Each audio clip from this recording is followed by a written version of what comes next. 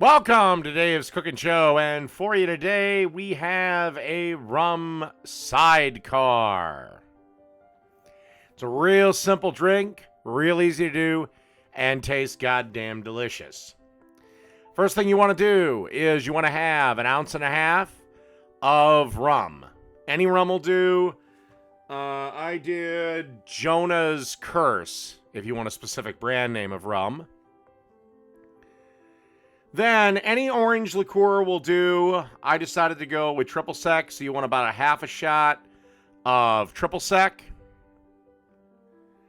Then 1/2 shot or the juice of half of a lemon. Then you want to pop the top on and give it a nice good shake. And then in another glass filled with ice, pour your cocktail in. And that's it. Rum Sidecar. Done.